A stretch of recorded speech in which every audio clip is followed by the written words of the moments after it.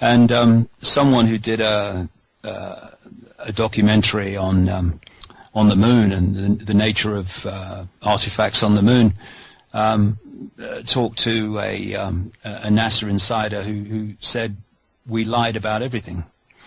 And I think we have to keep that in mind when they are producing these probes and these missions. What they actually tell us they're about and what they tell us they've found is not going to be the truth unless the truth will not affect our perception of reality. I've written extensively about the moon. I don't believe, and even more so as I understand more, I don't believe that the moon is a natural body, or at least at the very least it's a construct from a body that maybe is natural but has been, if you like, converted. And you know, one of the things we talked about during the show was this idea of suppression of people's perception of the possible. And we are going to have to wide open our minds, crash open our minds so wide if we're going to start to understand the nature of the human plight. For instance, the idea that something that is 2,160 miles in diameter, the moon, could be a construct is beyond the comprehension, the sense of possibility of most people, because it's just, we can't build that. Yeah, no, we can't build that, but that does not mean that it cannot be built if you understand the nature of reality.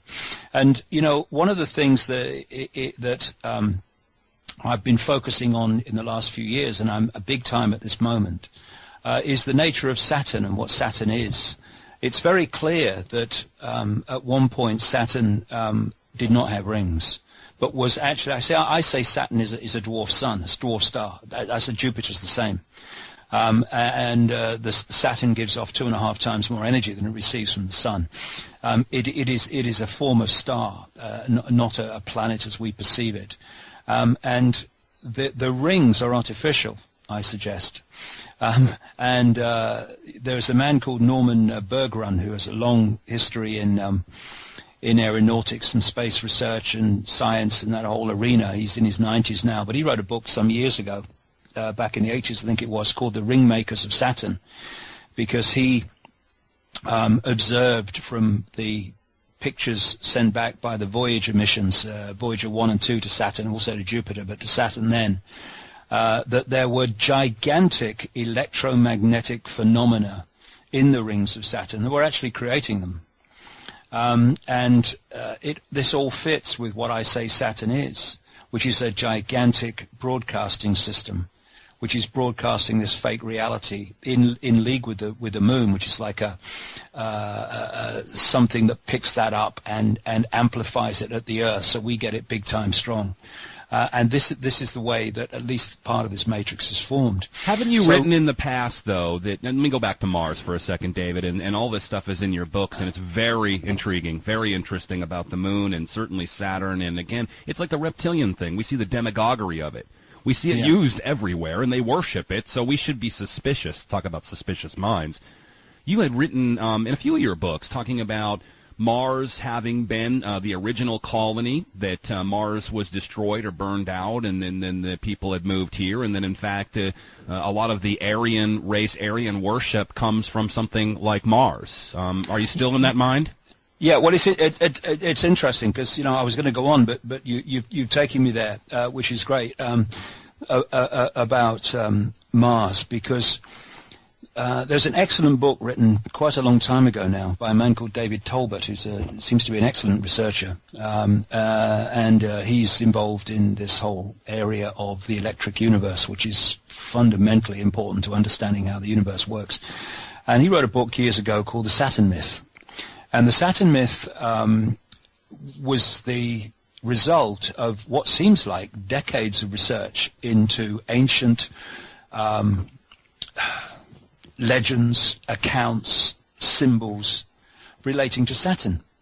And it's fascinating. I mean, you mentioned a book about, you know, things being all around us, so we should look at them. Well, Saturn is all around us in the most extraordinary way in terms of symbols. There's Saturn symbolism everywhere. Courts are Saturn symbols. The black gowns of judges and when you get your degree in education, that is Saturn. The cube is Saturn. This is why they have the black cube in Mecca, which is the focus of worship of the Islamic religion. It's everywhere, and I go into it in the book. So I'm really going to go into this at Wembley in big time as well, and I'm going further on all the time as I understand more. And it's one of the big pennies that dropped with me that brought this kaleidoscope into much greater focus, Jack, was when I realized that actually Saturn was once the prime sun of the Earth. It was in a very different position to the one where it is now, and it didn't have rings. And there was this phenomenal cataclysm, which people like Emanuel Velikovsky wrote about in the 50s, to great ridicule, of course, but people like David Tolbert and the Electric Universe fraternity now that have got this whole area of science, which is very, very credible. They are supporting this whole basic theme, not every detail, but the theme of Velikovsky's work, which was that there was this fantastic cataclysm, which links to the Great Flood and all the ancient accounts of the earth tipping over and mountains soaring out of the earth and all this stuff in the ancient past. And the way that the solar system was rearranged. And Tolbert's reading of this from the ancient accounts is that there was a catastrophic interaction during this cataclysmic event between the Earth and Mars, and enormous electromagnetic bolts were exchanged between the two. And Mars, which was nothing like, well, I say it is now, it's nothing like we're told it is now, before this cataclysmic event or events, it seems to be more than one, which for me, Mars was not the desolate planet that we're told it is now. That long ago. People talk about, science talks about, well, millions and millions of years ago, this happened. No, much, much, much closer than that. Because, you can bash something over a period of time, or you can set it on fire and destroy it in a minute. And something massively cataclysmic hit or affected Mars, which changed its nature very, very quickly. And the solar system we see today is nothing like the solar system that the ancients describe. And Mars is, what do they call it? What do they call Mars? They call it the planet of war. And one expression of this is that there was this symbolic war in the heavens that the ancients talked about. And Saturn ceased to be the sun, because it was a two-sun system then. We had the sun that we know now, and we had the sun that we call Saturn, that was much closer to the Earth than our sun, and thus was the prime sun from Earth's perspective. And then it went walkabout. Venus went walkabout. So did Mars. So did Jupiter in this great cataclysmic event. And interestingly, the observations of Norman Berggren, looking at the images that came back from the Voyager missions to Saturn, and which have been supported by the later Cassini mission to Saturn in its images, is that there are these enormous electromagnetic phenomena, he calls them vehicles, which are spewing out, he calls it exhaust, I say it's something very different, that are actually creating the rings. And the official story is that the rings of Saturn are full of ice, basically, ice particles of various sizes. I say that is actually some form of crystal, maybe that we don't know about on Earth and have never come across. But those rings are a receiver transmission system It looks like a giant antenna. Hello? Yes, exactly. And you know, one of the things that the Cassini mission found is that there are enormously powerful radio emissions, coming from Saturn. And there is, at one pole of Saturn, a continuous hexagram storm twirling. At the other pole, there is a storm that looks just like an eye, a continuous storm. And they found that this hexagon storm, did I say hexagon? Hexagon storm, is moving in relation to the radio signal emissions. And you can go on the internet and put in sounds from Saturn in a search engine, and you can hear some of these really horrible sounds that are being recorded coming out of Saturn. And what I'm saying here is that sound represents the information matrix that the human genetic manipulation recorded by all these ancient cultures has been tuned in to pick up and decode into reality. And what reality we would be, how our reality would be different if we weren't decoding that, what I call the hack, into our reality, into our sense of reality. I don't know, but I think it is substantial. And that if that was not broadcasting and we weren't receiving and transmitting in it through manipulated DNA, then I think the world that we would be experiencing through the conscious mind would be very different to the one we are now. Exactly in line with the Matrix movies. Let's really freak people out, because one of the top experts in planetary life was asked about why go to Mars. And he said, I wouldn't even waste my time going to Mars. He said, I would go to Euclideus, Saturn's moon, or Titan. He mentioned Euclideus, and he said that is the closest possibility of Earth atmosphere holding life. It's like a little Earth, allegedly. So here we have not only Titan, but possibly Euclideus that could have life. Yes, I think very different life to us, because, you know, what I'm going into now is that, you know, behind this reptilian element and behind possibly all this so-called extraterrestrial interaction, I prefer to call them interdimensionals, is a force which doesn't take form. It is like an electromagnetic form which can take any form, and it works through these other groups. And what I found fascinating was to read in some detail in the last few months the content of a find in Egypt in 1945 of a sealed jar of writings from a group that had become known as the Gnostics. The Gnostics were the people behind the great library of Alexandria, which was sacked and burned and destroyed by the Roman Church. They were basically the mentality behind the Cathars in southern France that were destroyed by the authorities and the Roman Church. Their last stand was at a castle called Montségur in, I think it was 1244, something like that. And what you see as a common theme is these Gnostic thinkers, these that have this Gnostic view of the reality in the universe, end up being slaughtered, and their information, if not being destroyed, then being taken out of public circulation. I think you'll find a lot of it in the vaults of the Vatican, personally.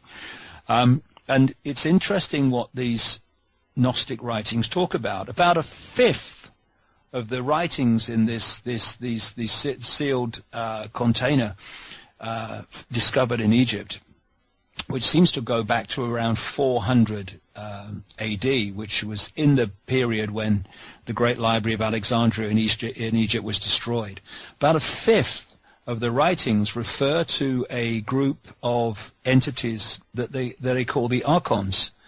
And they talk about something called the demiurge, which is their version of what Christians would call the devil or Satan. And the archons were basically what Christians would call the demons, what Islamic Muslim people would call the jinn, and what others would call fallen angels, all this stuff. And it talks about how this physical world is the realm of the archons and the demiurge. It talks about the fact that they do not have what has been decoded or translated as intentionality, which I would describe, I think, more simply as creative imagination. They don't have it. And they therefore have to parasite off those who have and tap into their creative imagination and get them to create for them. Are we describing what we've been talking about in the show today? Yeah. And how that they cannot, if they had a blank sheet of paper, they could not create anything upon it. But give them a sheet of paper full of something and they could twist it, manipulate it, and edit it and censor it, but they could not actually start it from scratch because they don't have that creative imagination. And it talks about how the fact that they parasite off humanity by accessing the human mind. And on it goes. I'll go into this more at Wembley, but what I was reading was what I've uncovered in my own way and in my own language all the way through these years. I mean, it just dovetailed so perfectly. And I do feel that they are describing something that's absolutely based on fact. And when you look at it, Jack, look at our society. At every level, it is levels and different groups parasiting off other people and other groups, all the way down. Look, I mean, what greater expression of the parasital mind could you have than the human banking system?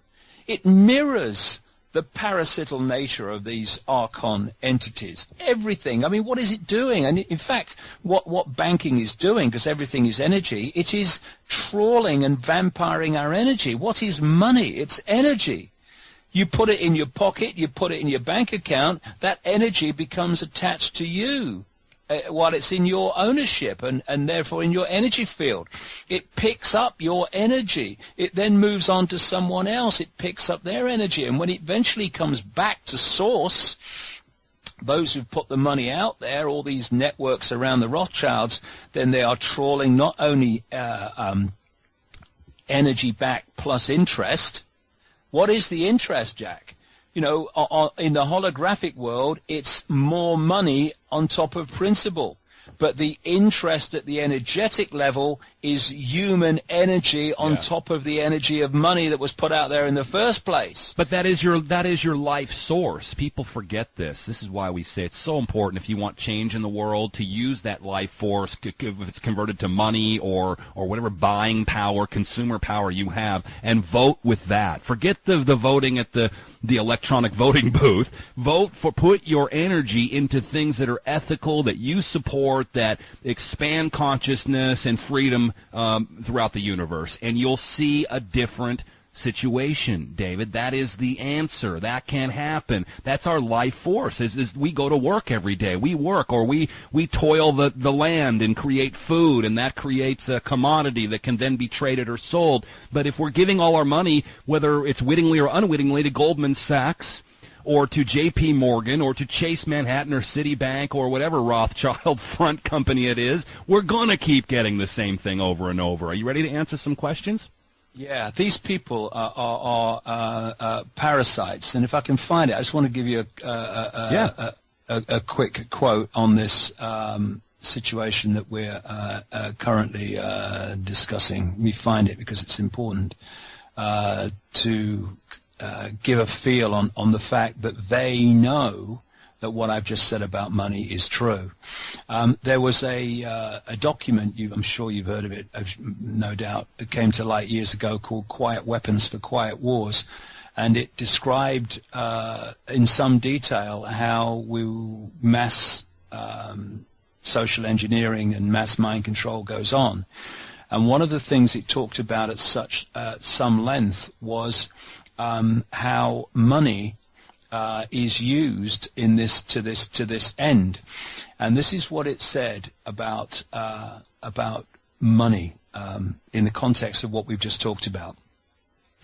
Economics is only a social extension of a natural energy system. Since energy is the key to all activity on the face of the earth, it follows that in order to attain a monopoly of energy, raw materials, goods and services, everything you've just mentioned, and to establish a world system of slave labor, it is necessary to have a first strike capability in the field of economics. In order to maintain our position, it is necessary that we have absolute first knowledge of the science of control over all economic factors and the first experience of at engineering the world economy. In order to achieve such sovereignty, you must at least achieve this one end, that the public will not make either the logical or mathematical connection between economics and the other energy sciences, or learn to imply such knowledge.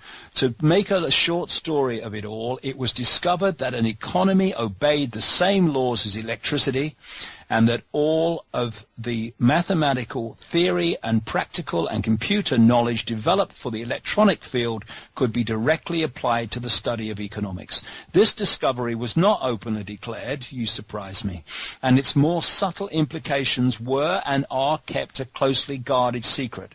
For example, that in an economic model, wait for this, my goodness me, for example, that in an economic model, human life is measured in dollars, and that the electric spark generated when opening a switch connected to an active inductor is mathematically analogous to the initiation of war. It's all happening, Jack, in the electromagnetic field. And this is why they need me to wear my seatbelt, because they don't see me as a human life. They see me of units of energy translated into fractional and reserve lending.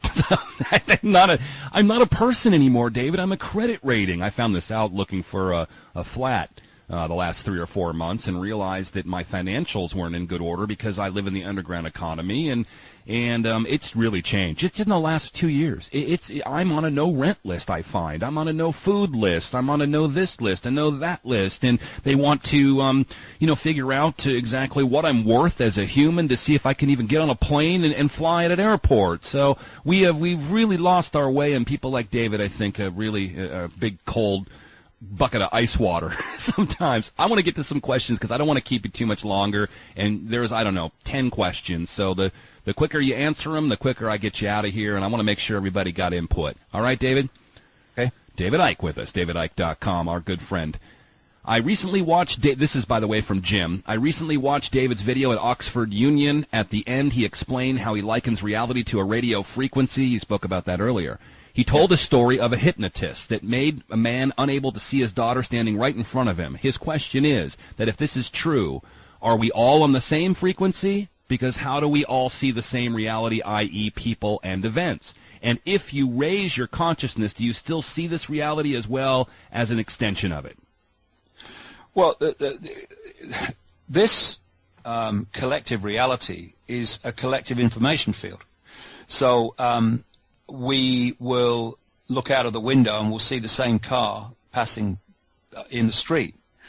But what we think about it and what we make of it and how we react to it and respond to it will be different. That's where we put our unique spin on things. So we're in this reality. We are, in terms of the conscious mind, tuned in to this frequency. Thus, we all pick up the same collective reality.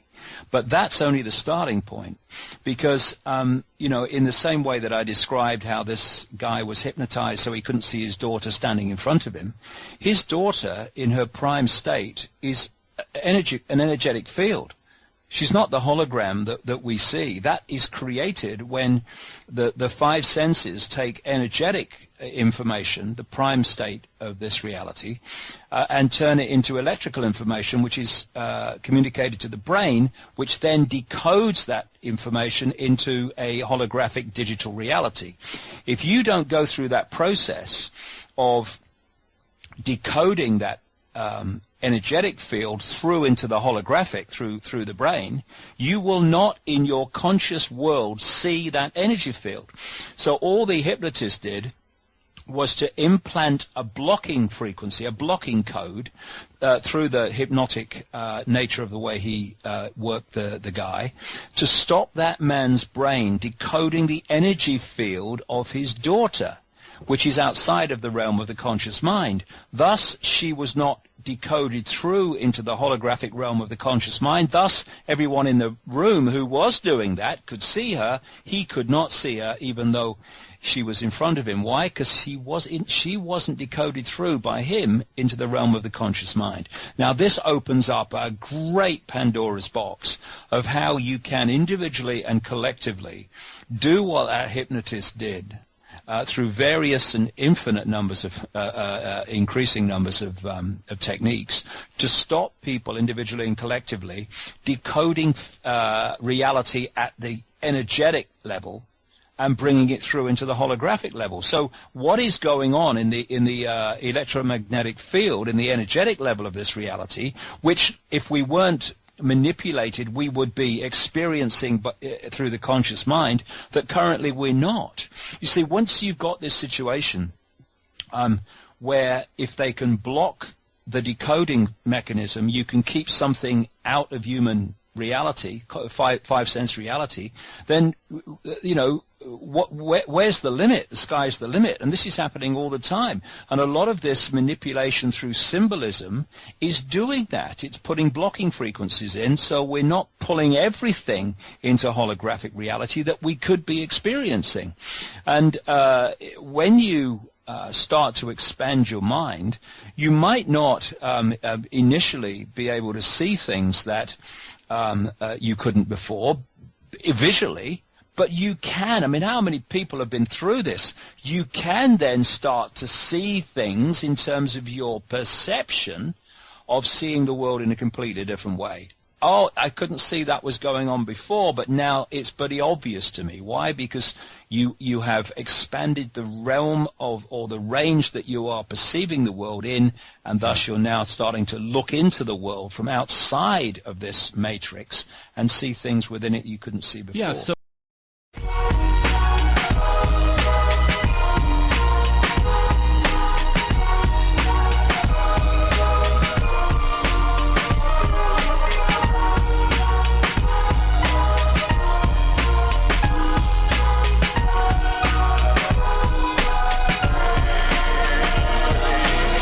we all E.T.s, trapped in an existence, perception blocked by Saturn's radio emissions. We all think it's the end, but really maybe it's a consciousness shift into a new recognition. And come again, like a new wave, bringing in new fishes from older days. And the time comes, so you better start readying, cause motherfuckers almost armageddeon. And they're using the moon to bounce sine waves back and forth from Saturn, it's true. Look at the planet, or maybe a dwarf star, looks like it's got an antenna, goes far. Distant alien organisms communicating with Earth, creating a schism.